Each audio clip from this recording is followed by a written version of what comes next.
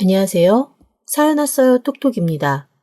구독과 좋아요 알림 설정 꼭 부탁드립니다. 그럼 오늘의 이야기 시작해 보겠습니다.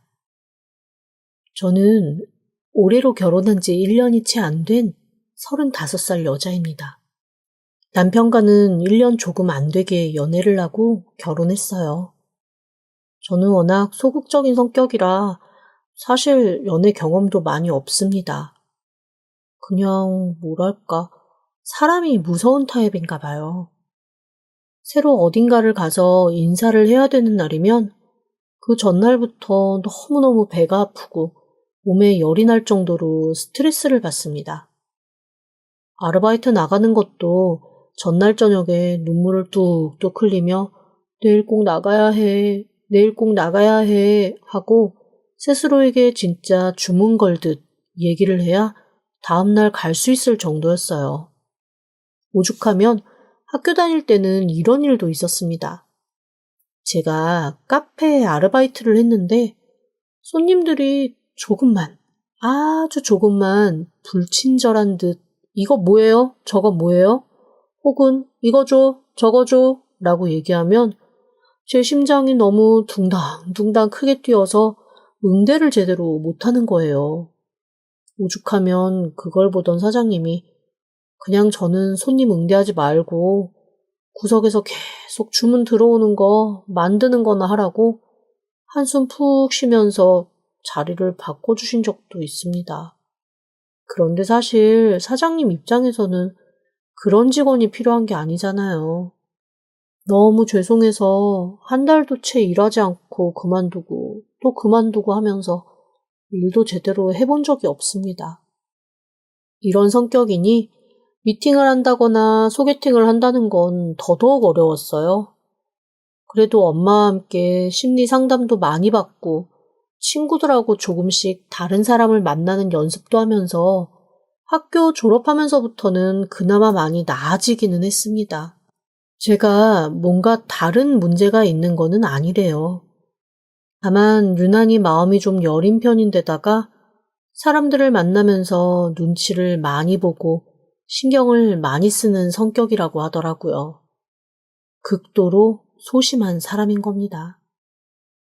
그러다 보니 사람 대하는 게 제일 힘들고 연애는 더더욱 저한테는 힘든 일이었습니다. 한두 번 진짜 순한 남자친구를 만난 적이 있어요. 그런데 그럴 때도 그 친구들조차 저는 좀 힘들어 하더라고요. 일단 스킨십이 전혀 되지 않으니 몹시 그것 때문에 서로 불편한 내색을 감추다가 1년도 연애를 못하고 헤어지는 일이 잦았습니다. 이렇게 살다가는 결혼도 못하겠다 싶은 생각에 아예 모든 마음을 접은 게 제 나이 30 정도 됐을 때의 일이에요.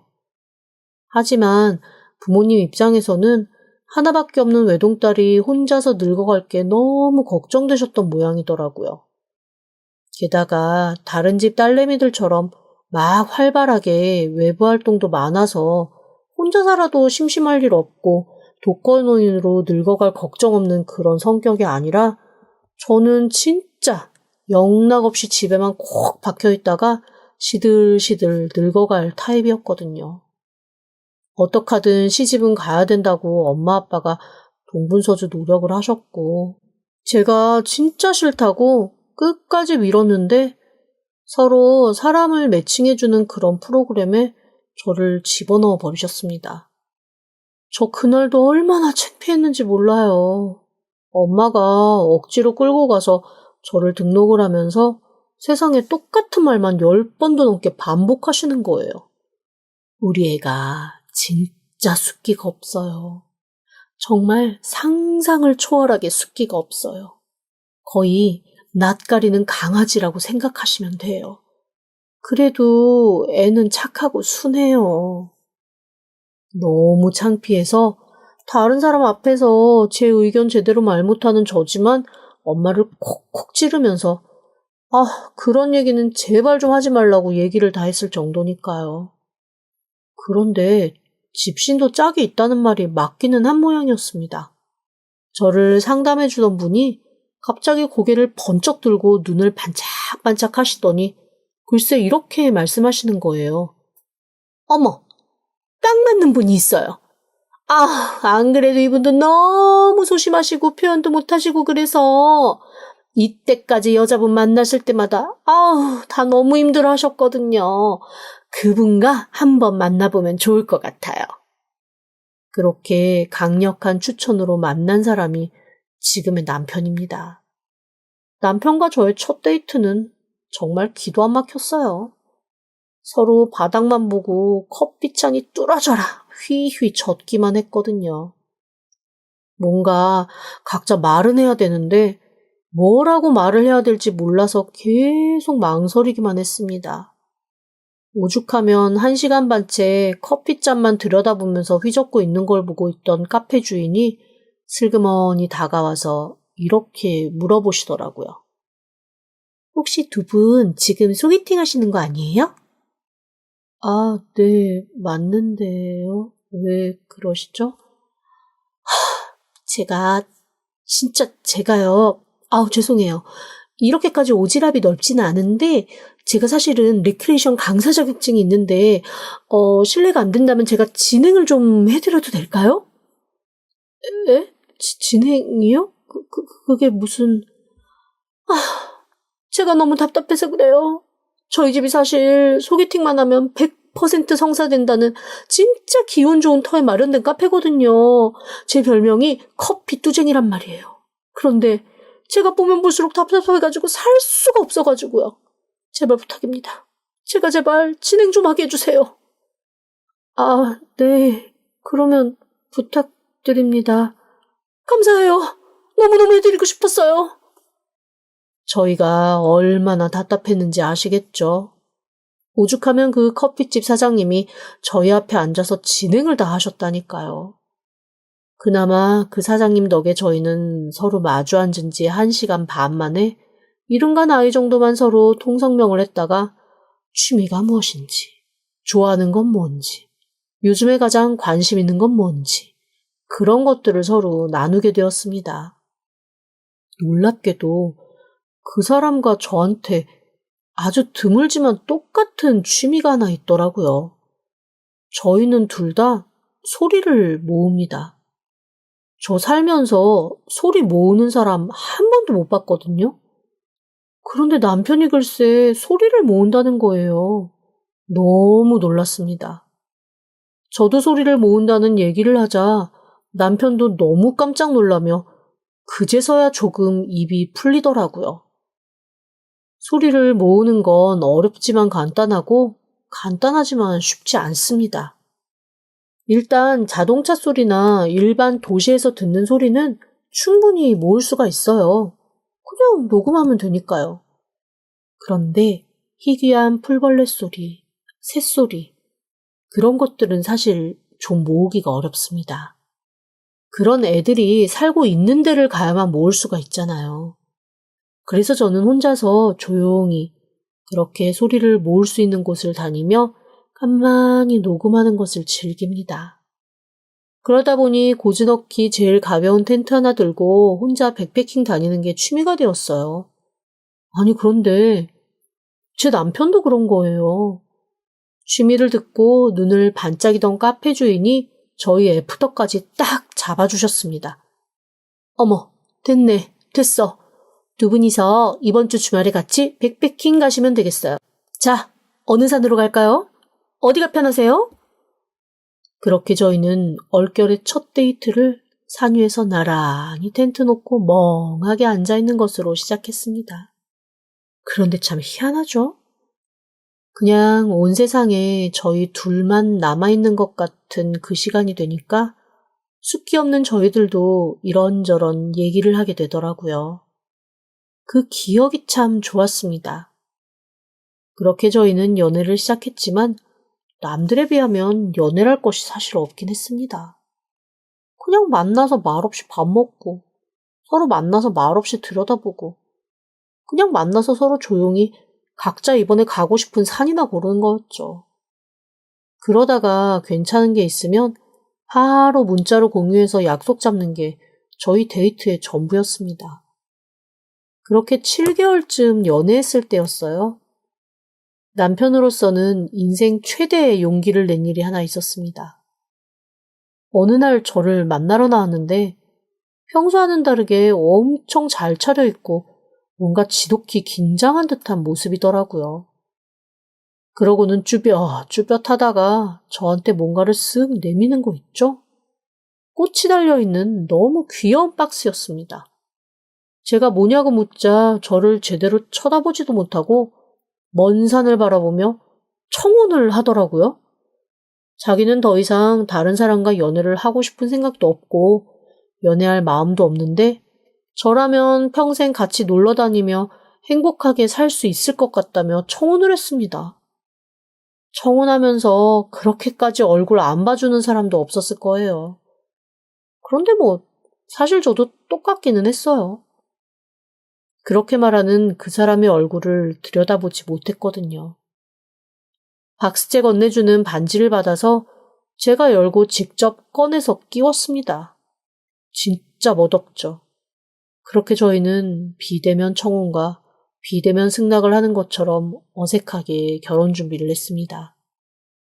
저희 둘이 결혼을 하겠다고 하니까 양쪽 집에서는 묻지도 따지지도 않고 무조건 찬성이라고 하셨어요. 저는 지금도 저희 시어머니가 한 말이 기억납니다. 그래, 신이다. 계획이 있는 거야. 저 물색 없는 놈 누가 데리고 가나 했더니 똑같은 반쪽이 어떻게 세상에 있었네. 예, 나는 너한테 많은 거 안 바란다. 내 아들이 저 모양인데 너한테 내가 뭘 바라겠니? 나한테 전화 안 해도 되고 어머님 애교 안 떨어도 돼. 그냥 둘이 잘 살아. 아우, 나는 그거면 돼. 저희 시어머니가 그렇게 말씀하실 정도로 저희는 진짜 숫기업기론 1등이었습니다. 그런데 남편의 여동생은 남편과 완전히 다른 사람이었어요. 제가 말 없음과 소심함의 결정체라면 남편의 여동생은 활발함과 수다스러움의 표본 같은 사람이었습니다. 게다가 남편과는 14살이나 차이가 났거든요. 어리고 애교 많고 사랑스럽고 귀엽고 제가 갖지 않은 모든 걸 갖고 있는 그런 사람이었습니다. 나중에 조금 시간이 지난 후에 제가 남편한테 이렇게 얘기했어요. 그런데 아가씨는 참 사랑스러운 것 같아. 나도 저런 성격이었으면 조금 더 세상 사는 게 편했을까? 아, 어쩜 사람이 저렇게 맑고 밝고 예쁠까?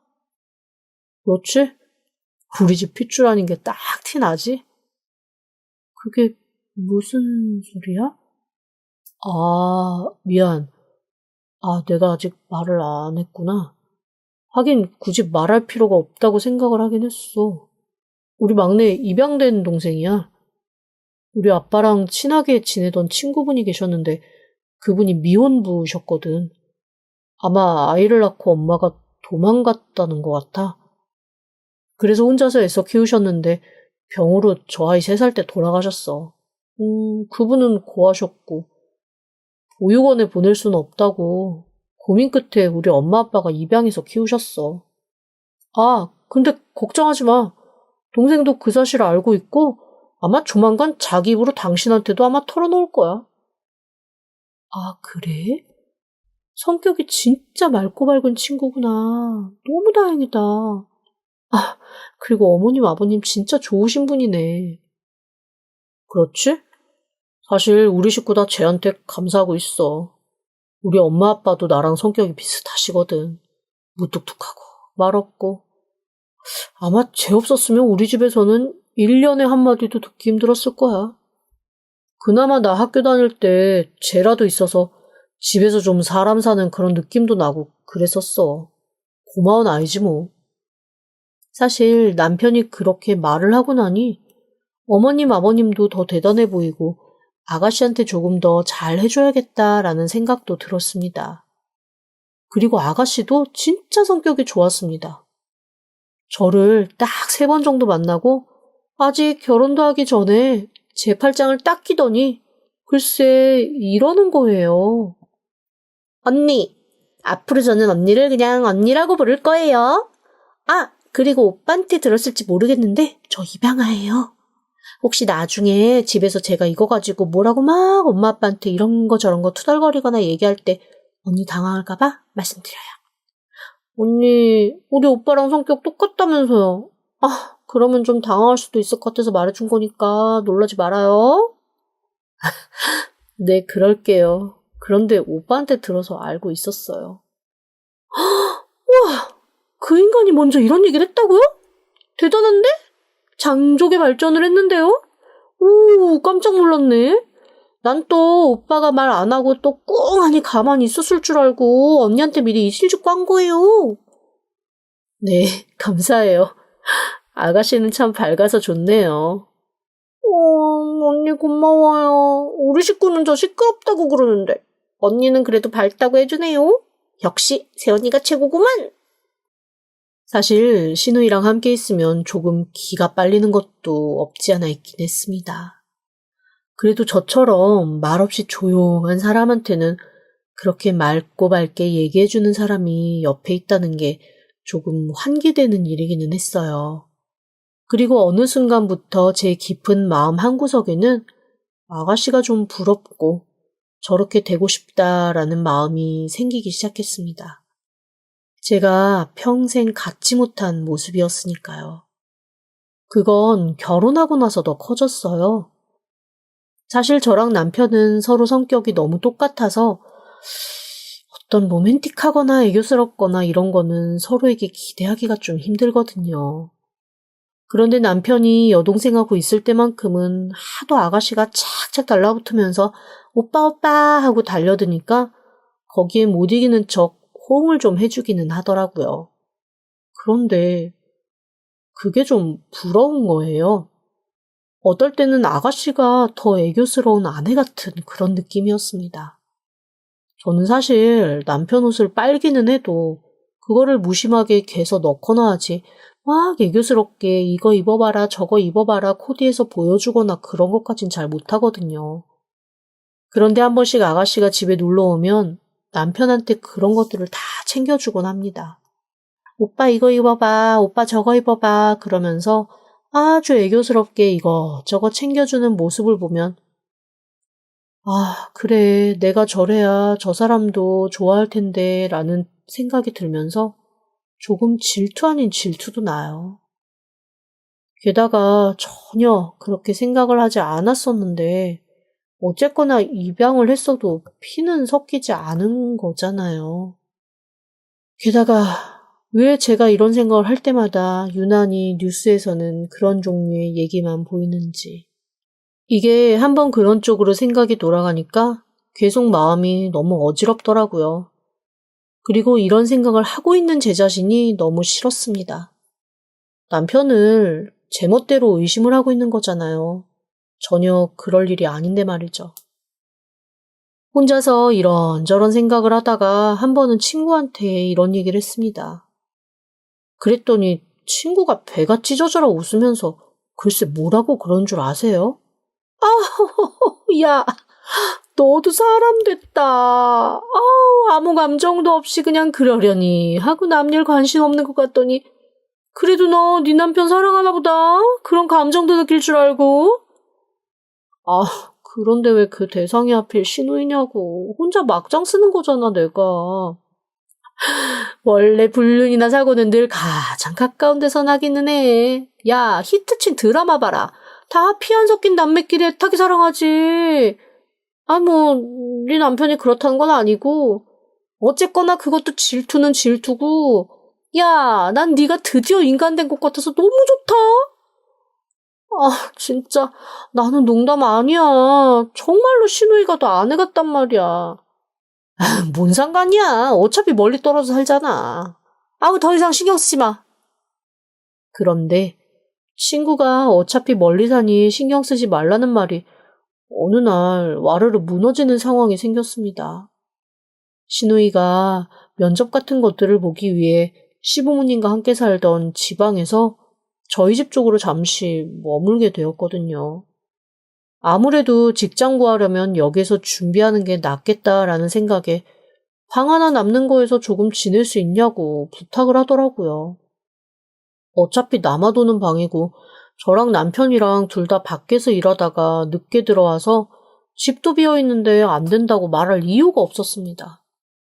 그래서 빈 방 하나에 시누이가 들어와 살게 되었습니다.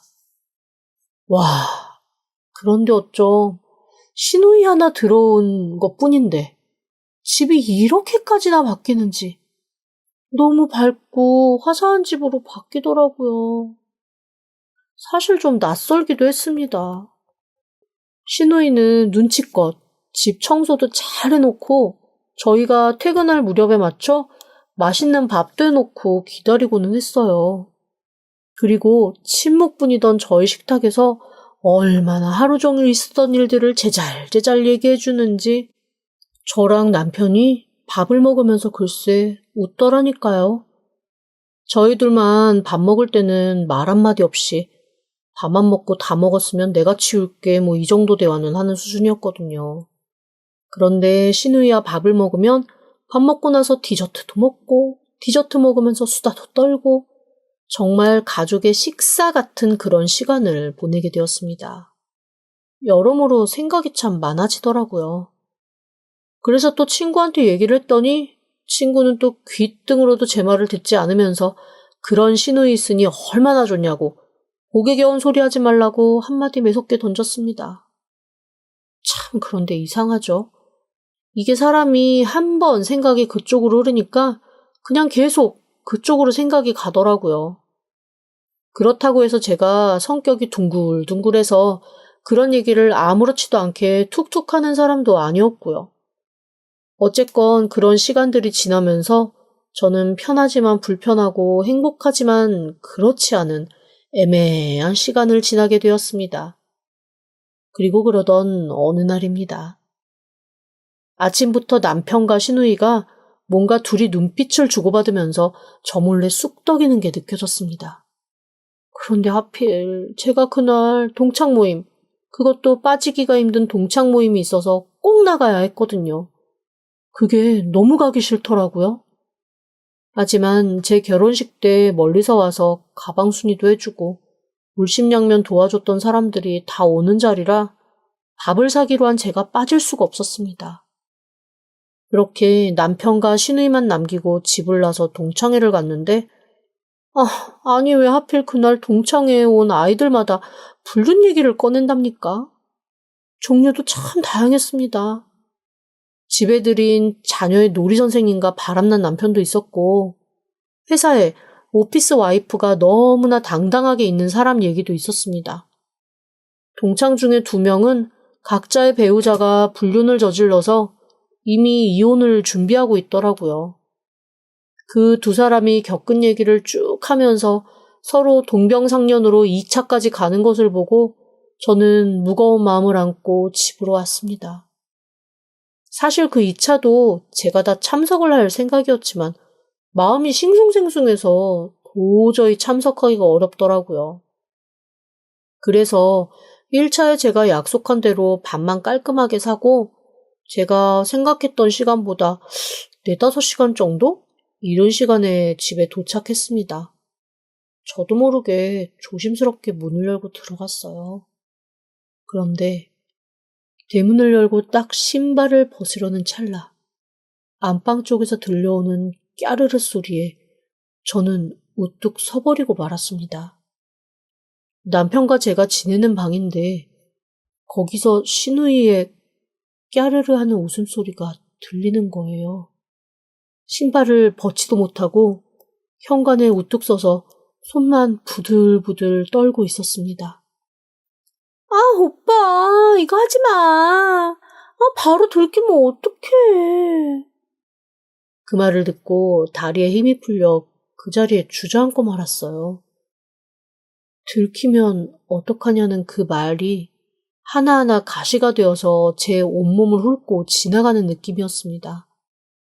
그러자 남편이 뭐라고 또 얘기하는 소리가 들리고 안에서 뭘 하는지 뭔가 물건이 옮겨지는 소리 같기도 하고 뭔가 떨어지는 소리 같기도 하고 하여간 그 안에서 계속 움직이는 소리가 났습니다.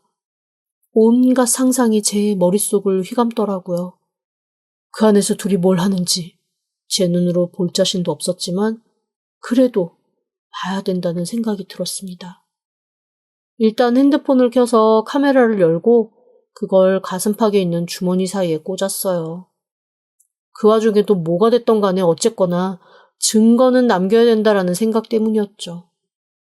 끝까지 망설였습니다.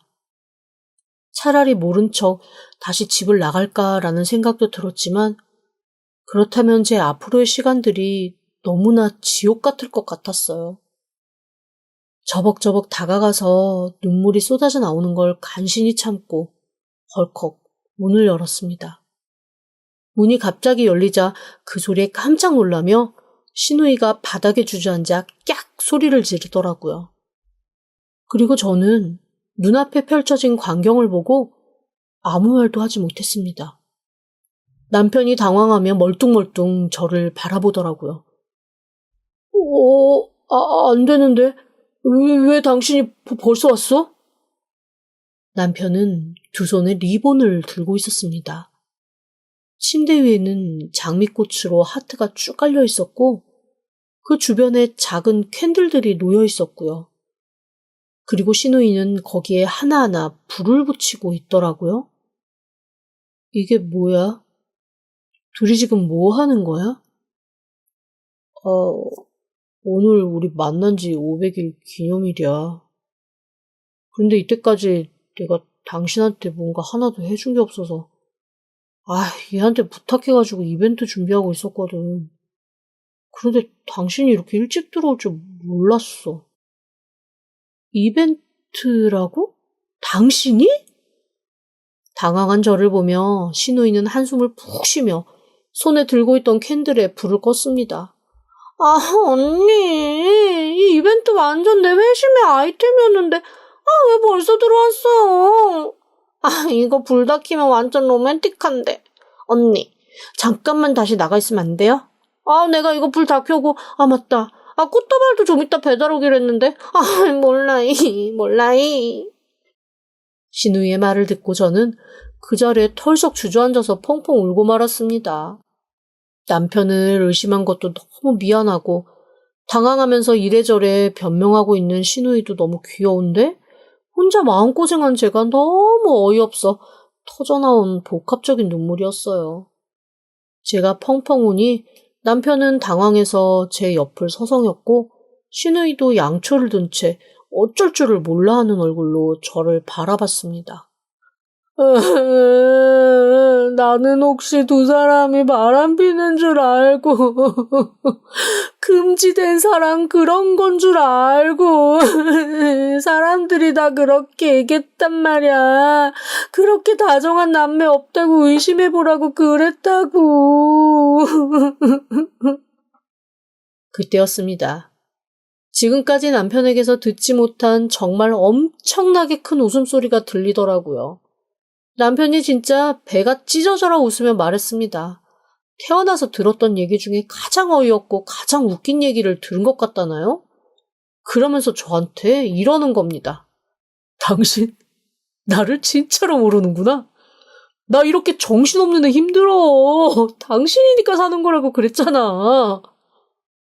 그랬더니 거기다 대고 아가씨 역시 자기 남자친구 있는데 이 얘기 들으면 큰일 난다며 언니 너무하는 거 아니냐고 자기는 언니처럼 눈 낮지 않다고 저를 오히려 공격을 하더라고요. 언니 저도 취향이라는 게 있어요. 진짜 남매 아니면 쳐다도 안 볼 인간이거든요. 너무 민망했습니다. 남편이 저한테 이렇게 얘기하더라고요. 그래도 쓸데없는 상상이긴 하지만 당신이 질투해줬다는 게 좋네. 나도 그렇고 당신도 그렇고 표현이 약한 사람들이잖아. 사실 내가 결혼하자고 했지만 당신이 나를 진짜로 좋아하는지 아닌지 늘 궁금했거든. 그런데 이렇게 질투해주니까 기분은 좋네. 언니, 저는 몹시 우울해요. 제 남자 보는 눈을 이 정도로밖에 생각 안 하셨다니. 그리고 언니, 막장 드라마 너무 본 거 아니에요? 진짜 완전 기막힌 상황이에요. 언니, 제가 엄청나게 성질내도 할 말 없는 거 알죠? 알아요. 미안해요. 내가 입이 10개라도 할 말이 없어요. 정말 내가 미쳤나봐. 너무 민망해서 털썩 주저앉아 고개를 감싸고 저는 얼굴을 파묻었습니다. 그러자 남편이 와서 저를 꼭 안아주면서 토닥토닥 달래주더라고요. 그리고 고맙게도 저한테 어이없는 의심을 받았던 시누이는 막 웃으면서 그래도 언니가 그런 상상하고 속상해할 정도로 오빠를 좋아해서 다행이라고 깔깔 웃는 거 있죠? 참 성격 좋아요. 결국 저는 남편이 야심차게 준비한 이벤트도 그렇게 다 말아먹고 쓸데없는 질투로 아주 길이길이 남을 히트 스토리 하나 만들고 말았습니다. 나중에 시부모님이 그 얘기를 듣고 진짜 토할 듯이 웃으셨다고 하더라고요. 자기 아들이 그 정도냐며 몰랐다고. 걔가 찢어질 듯 웃었다며 평생 이렇게 웃게 해준 거 꼭 기억하겠다고 저를 놀리시는데 진짜 너무 민망하고 창피했습니다. 어쨌건 남편은 그날 이후 저한테 조금 더 많이 표현하는 사람이 되었어요. 그리고 저도 남편이 그렇게 표현을 해주니까 거기에 맞춰 같이 표현하는 사람이 되더라고요. 그래서 저희 부부는 요즘 그래도 서로 애정 표현도 하고 감정 표현도 잘하면서 다정히 지내고 있답니다. 지금까지 들어주셔서 감사합니다. 구독과 좋아요, 알림 설정은 사연 왔어요 톡톡에게 큰 힘이 됩니다. 지금 바로 구독 부탁드립니다. 그럼 다음 사연으로 또 찾아오겠습니다. 감사합니다.